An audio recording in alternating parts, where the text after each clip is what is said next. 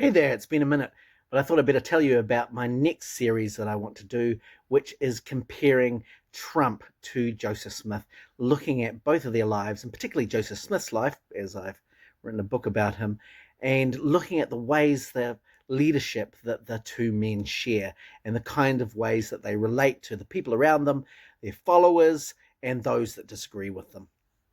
So if you have any suggestions about areas that you want to cover or some similarities that you've also identified, let me know and I'll hope to build a bit of a commentary around some of those aspects.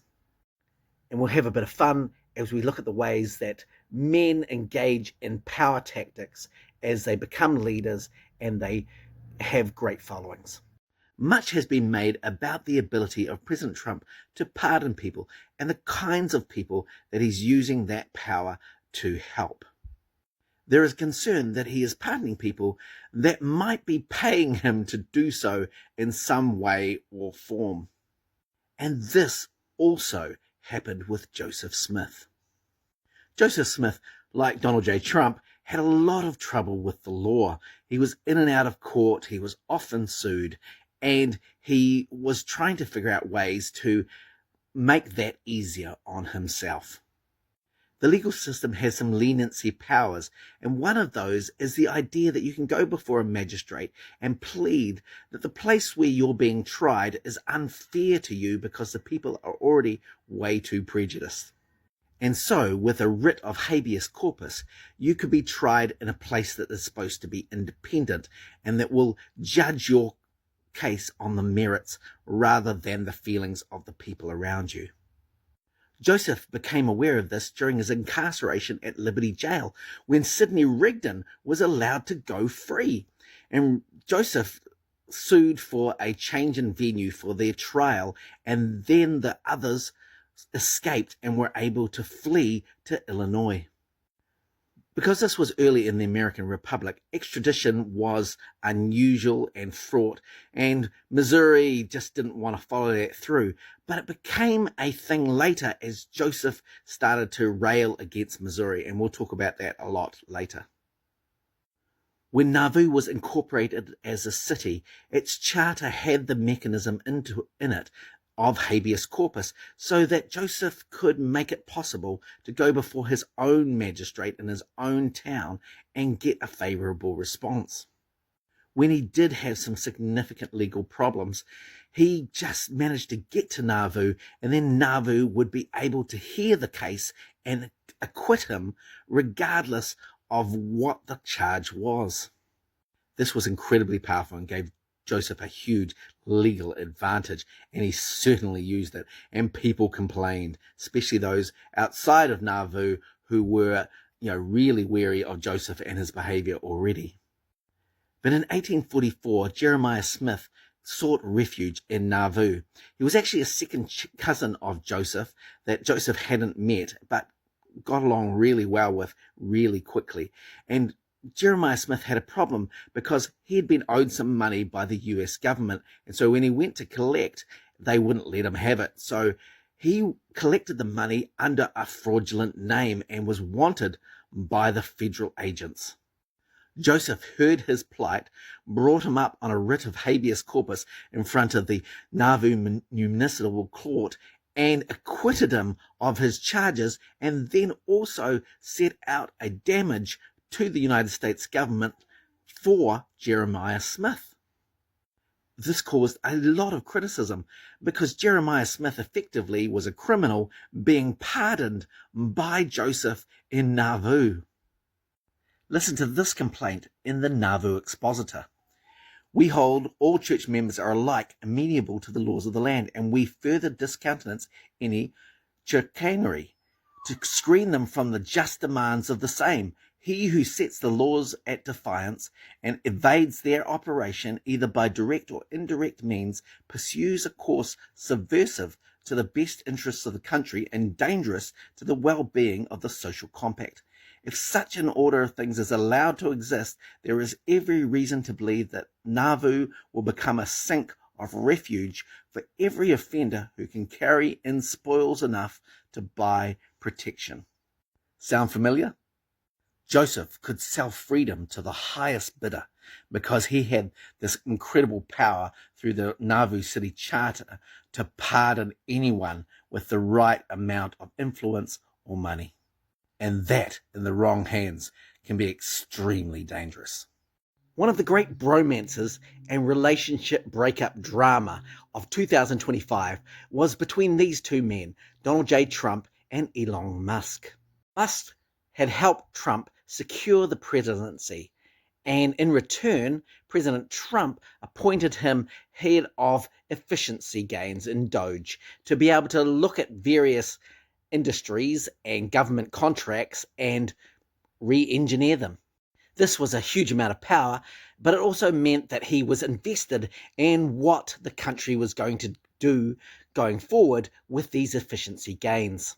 They then spectacularly fell out over the big beautiful bill and started attacking each other over social media about their insecurities and also their bad behavior.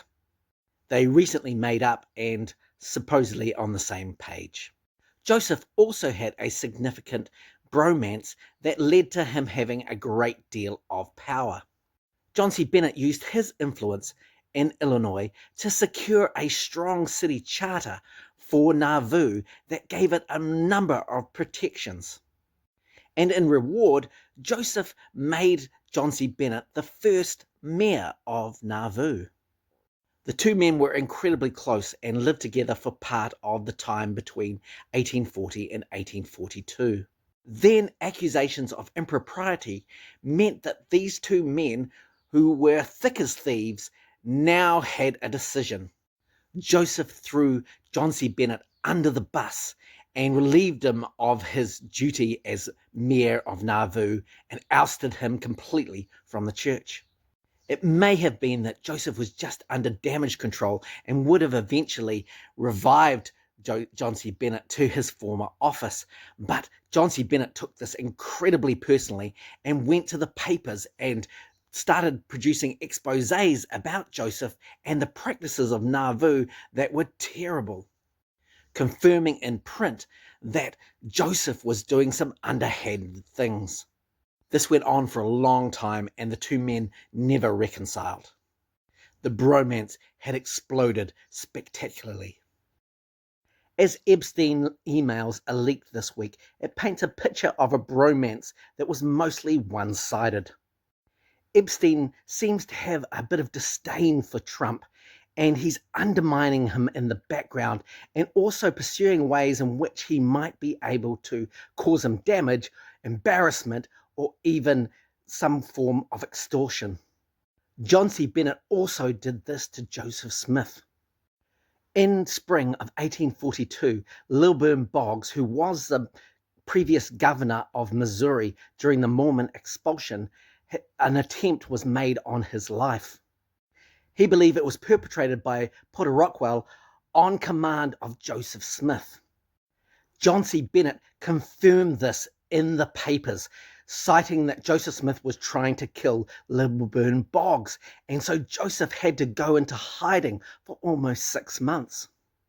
Missouri, that hadn't pursued an extradition order on Joseph about his escape from jail in 1839, now looked at extraditing Joseph to stand trial for the attempted murder of Lilburn Boggs. John C. Bennett also accused Joseph in the papers of impropriety with particularly young women. He published this letter, known now as the Happiness Letter, that Joseph had written to Nancy Rigdon, who was 17 at the time, to try and convince her to enter a secret practice of sexual impropriety. The letter is damning. It starts off with the idea that happiness is the object and design of our existence and will be the end thereof if we pursue the path that leads to it. Joseph tries to convince Nancy that which is wrong under one circumstance may be and often is right under another. Whatever God requires of us is right, no matter what it is. He then makes the case of King Solomon. So it is with Solomon. First he asked for wisdom, and God gave it to him, and with it every desire of his heart, even things which might be considered abominable to all those who do not understand the order of heaven only in part.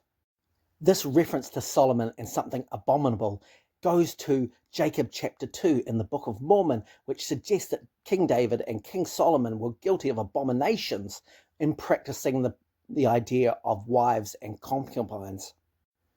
But Joseph in this letter seems to indicate that this is not the case, and that this can be justified as long as God is providing it, and in this case, he was. So everything that God gives us is lawful and right, and it is proper that we should enjoy his gifts and blessings whenever and wherever he is disposed to bestow. Nancy rejected this idea and kept this letter and gave it to John C. Bennett, who published it kind of without her authorization. Now, she ended up getting a lot of flack about this and accusations in the church paper in Nauvoo that she was a harlot and a prostitute, and that's the way that anybody who accused Joseph of any impropriety was dealt with if it came to the public arena. So we're yet to see how Epstein's posthumous disclosures are going to affect Trump, but if Joseph is anything to go by, Joseph managed to weather this storm and come out of it smelling like roses, at least for the short term. He was able to convince his followers that John C. Bennett was a scoundrel, which he probably was, and that he had lied about the things in relation to Joseph. Joseph was also able to procure a writ of habeas corpus so that he wasn't extradited to Missouri to stand trial for Lilburn Boggs' attempted assassination. In this way, he was able to evade the law and also distance himself from John C. Bennett and accusations of impropriety, and maintain his reputation, at least amongst his followers. As part of the released Epstein emails, there is an insinuation that Putin particularly had some really incriminating evidence on Trump, perhaps even some kind of relationship between Trump and Bill Clinton. The Trumps and the Clintons were friends. Here's a photo of all four of them together at Trump and Melania's wedding in 2005. They afterwards became bitter political rivals when Trump and Hillary Clinton fought against each other for the 2016 presidential election. Trump is very well known for his relationships with women and how tricky those were. But the idea that he might have been in a relationship even slightly with a man is a really interesting understanding. This is partly the accusation against John C. Bennett, that he might have been engaging in some homosexual activity along with his prolific heterosexual activity. The Nauvoo Wasp, which was overseen by William Smith, Joseph Smith's brother, published some information in the latter part of 1842 suggesting that John C. Bennett was involved in buggery. The really curious thing was that this information was never used by Joseph Smith to attack John C. Bennett, despite all of the terrible accusations that John C. Bennett was making about Joseph Smith. Despite John C. Bennett's scandalous practice and his excommunication from the church, this was not an accusation leveled by Joseph against him. And even more curious is that Joseph, in some sermons, particularly one in April of 1843, talks about the idea that friends should be able to lie down together on the same bed at night, locked in each other's embrace, talking of their love, and awake together in the morning. Joseph himself had a number of significant relationships with men, really deep personal relationships that might have involved some form of physical affection.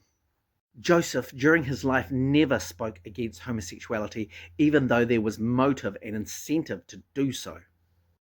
And instead, he treasured his male relationships heavily, which suggests that he had a very, very close, intimate association with them. So is it possible that men who are railed on for their sexual exploits of women might actually harbour some other activities which the general populace might not necessarily agree with. That certainly is the question that a lot of Americans are grappling with their current president.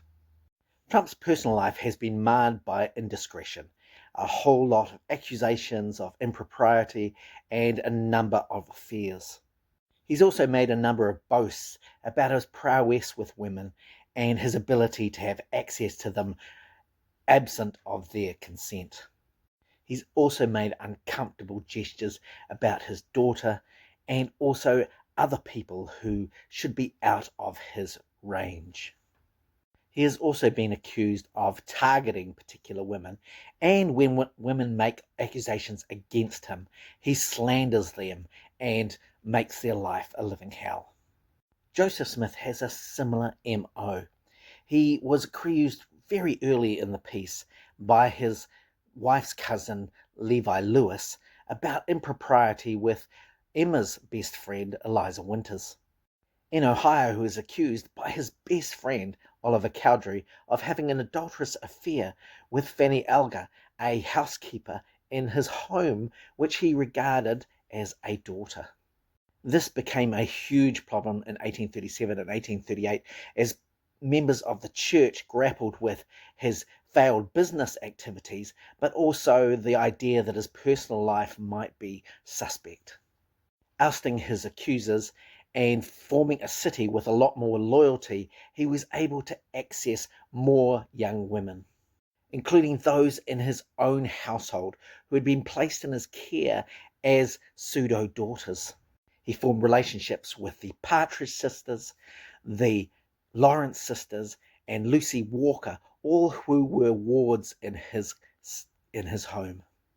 He also approached young women in the community, and when he was rejected and those women complained about their treatment, he slandered them in the press as harlots and whores. He propositioned his friends' wives and their daughters, and in some cases was able to have a relationship with them. When his wife Emma became alarmed at this, he got a revelation that suggested that she would be destroyed if she did not acquiesce to his behavior. This almost ended in a messy divorce. Joseph deeded land to Emma along with shares and part of a steamship. The number of women that we know of that Joseph was attached to in some intimate, concerning way is over 30. And with their reputation on the line, as Joseph died, they were divvied up between Brigham Young, Heber C. Kimball, and John Taylor. So it's all incredibly problematic in early Nauvoo under Joseph Smith. And it's incredibly messy for people like Donald Trump, whose past is now catching up to him in his office as President of the United States. Most of you will recognize this woman, Carolyn Leavitt, who is the White House press secretary. It's her job to front up to the public with regard to the behavior of the President of the United States. She takes questions from the press and alleviates any discomfort about some of the accusations that might be swirling around any impropriety. She's quick on her feet, and she often wears a cross to display the idea that what she's representing is also a Christian aspect of Donald Trump. He trusts her to front up to the American public about what he's doing, so to provide it in the best possible light. And of course, to dispel any accusations that might seem inappropriate. In 1842, Joseph was facing his own accusations of impropriety. His wife Emma, with a number of others, wanted to enact a benevolent society for the benefit of the saints in Nauvoo. Joseph, who had recently become a Freemason and been apprised of the fact that it was a great place for secret keeping, implemented the Female Relief Society. One of the first roles of the Relief Society was to protect Joseph from accusations of impropriety. In its second meeting, Emma Smith, the wife of Joseph, who was also the president of the society, gave a scathing account. She proceeded to read to the honourable body a report where Clarissa Marvel was accused of scandalous falsehoods on the character of President Joseph Smith without the least provocation. She rallied the sisters to talk to Clarissa Marvel and dispel her terrible accusations. It was even reported in the following meeting the next week that this had been done and Clarissa had repented. The Relief Society became the public relations arm of the church with regard particularly to the idea of impropriety in Nauvoo. In the March 31st meeting, Joseph issued a letter that was read to the sisters about the impropriety in Nauvoo and the idea that they, needed to keep it secret, and also that there was some things going on which were outside the presidency of the church and that the women were needed to fight against these accusations. This resulted in some press releases over the next few months discounting a number of women's reputations as they made accusations against Joseph Smith. But by 1843, Emma became painfully aware that these accusations were correct and that Joseph was practicing some form of plural marriage to a number of women, including high-ranking women in the Relief Society. Embarrassed about her husband's behaviour and how she had been a pawn in his game, led her to exclude herself from a number of these Relief Society meetings in the latter part of 1843. But by the beginning of 1844, she became emboldened to fight against her husband's impropriety and released the 1842 March 31st letter to a packed group of women, asking them to sign their names to a order of innocence. Joseph responded by stopping Relief Society meetings. And after Joseph was killed in June of 1844, Brigham Young disbanded the Relief Society for the next 22 years. One of Emma's best friends and secretary in the Relief Society was Eliza R. Snow. She was a secret polygamous wife of Joseph. After he died, she married Brigham Young and became second to him in many ways, and she was chosen to re-implement the Relief Society in 1866 as its next president. By this time, Brigham Young was now fighting against the United States for the practice of polygamy, and Eliza R. Snow was now effectively the PR person for the church in regard to women, advocating for its practice. And that's how powerful men utilize women close to them to be able to carry on the same behavior, but with a lot of cover. And this is how it's even done today. As President of the United States, Donald J. Trump is also Commander-in-Chief over all of the US military. This is a position that he obviously takes a lot of pride in and is quite excited about. It's also true that he grew up in a time when there was a draft into the military, and because of education and also some ideas that he had bone spurs, Donald J. Trump never served in the US military. He did do some cadet training during his time at university, and here's a picture of him in that particular time. Joseph Smith was enamored with the military, and in Nauvoo, under the Nauvoo City Charter, the city militia called the Nauvoo Legion was a huge part of city life. Joseph Smith was Lieutenant General of the Nauvoo Legion, an office that he had particular pride in. He loved to be called General Joseph Smith, and he wore his military regalia as his most favoured clothes. This lithograph is called General Joseph Smith's Last Address, and it is actually owned by Richard Turley. It sits in his house. I know because we're friends, and he showed me his copy, and I've put it also into my book. We know from Hyrum Smith that Joseph was exempt from military duty due to his childhood leg surgery that actually made him lame. He walked with a cane most of his life. Joseph was quite a tall man, But the reason he liked the game stick pull was because he could sit down and pull and be able to best his opponent, something he wouldn't really be able to do on his own 2 feet. Joseph became increasingly militaristic over the course of his life and his time as president of the church. His first military campaign was that of Zion's March, when they traveled from Ohio to Missouri to look at alleviating the Saints' discomfort from being evicted from Jackson County. But he sued for peace at the last moment instead of going into armed conflict with Missouri militia. This was also the case in 1838 during the Missouri Mormon War, in which Joseph Smith was leading an army against Missouri militia. Wisely, instead of fighting to the death, he gave himself up and instead was jailed for treason.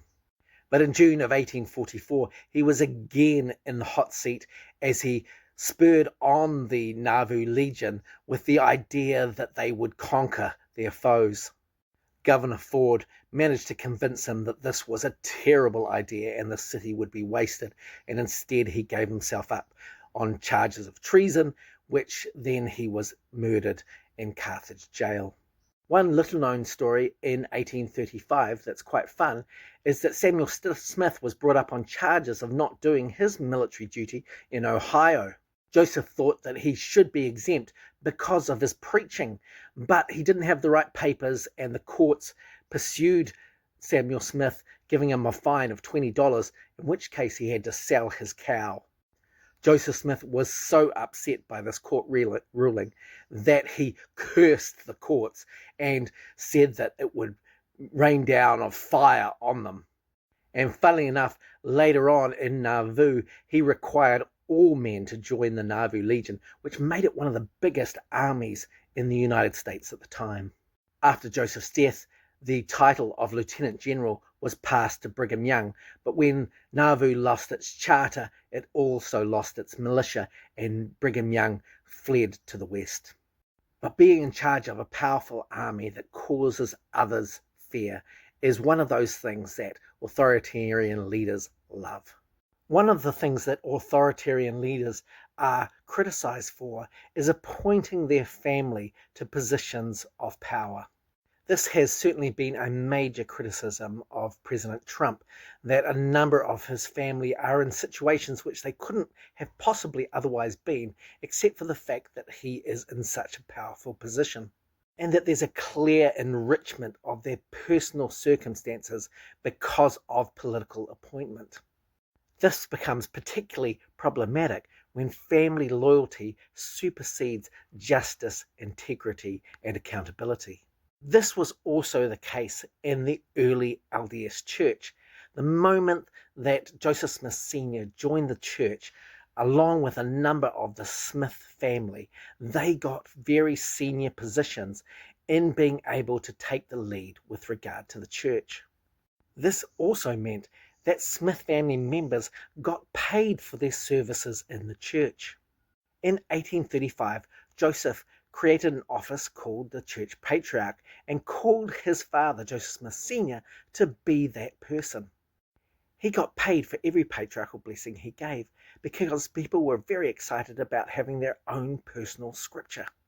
And this was huge for the Smith family because Joseph Smith Sr. probably hadn't worked for at least a decade to this point and hadn't derived an income. This certainly elevated him within the membership, but also redeemed him to his family.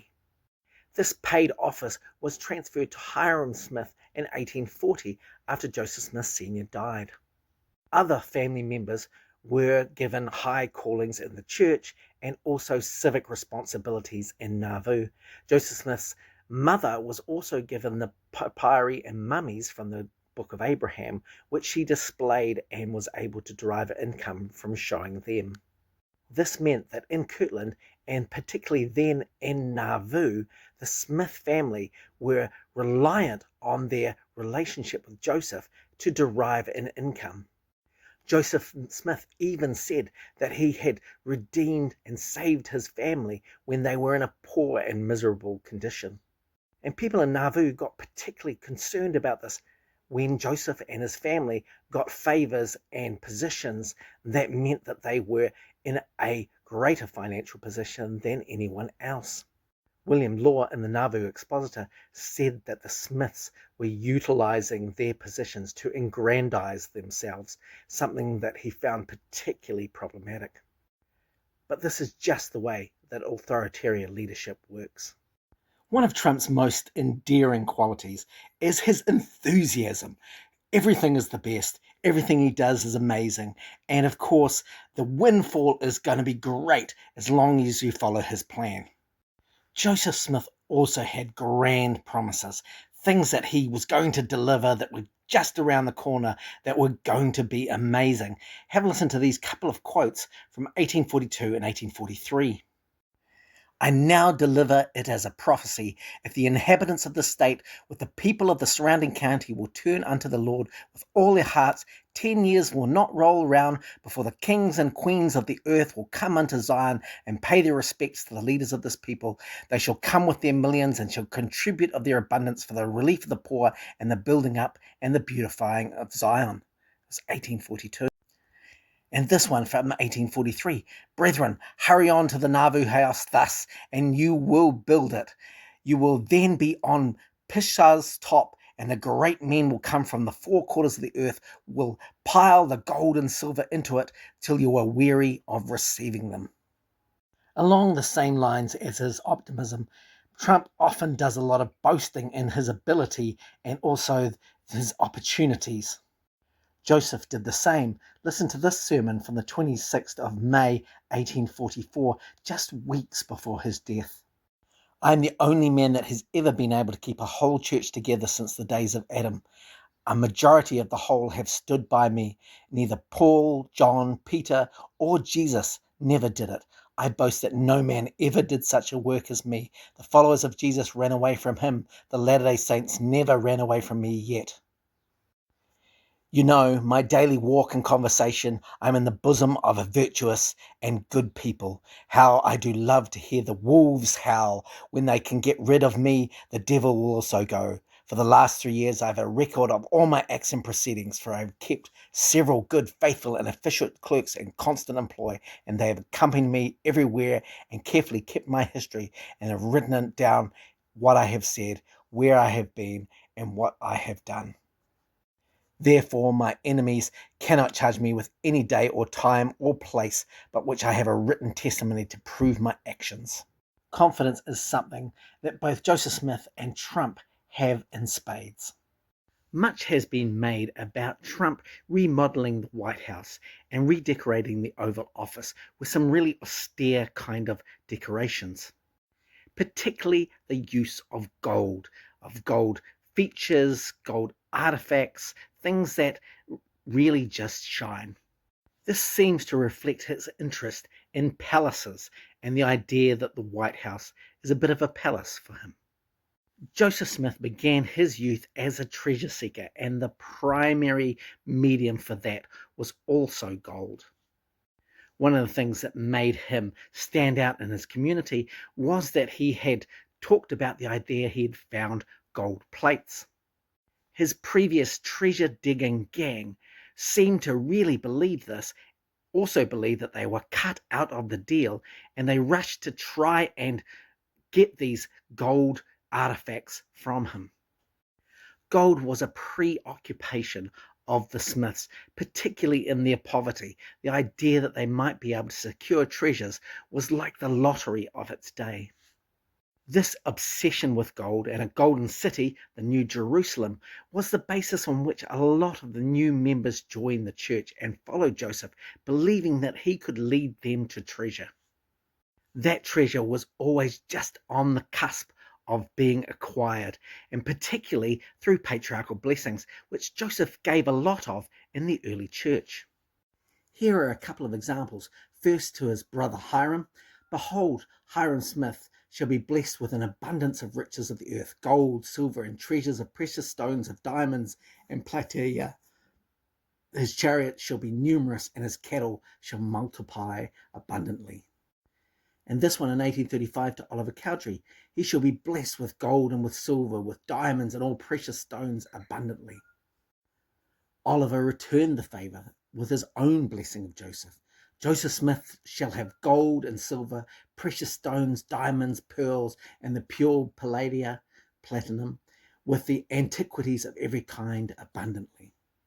When the church faced increasing pressure due to debt about the building of the Kirtland Temple, Joseph got a revelation that there was gold and silver in Salem, Massachusetts that they could recover.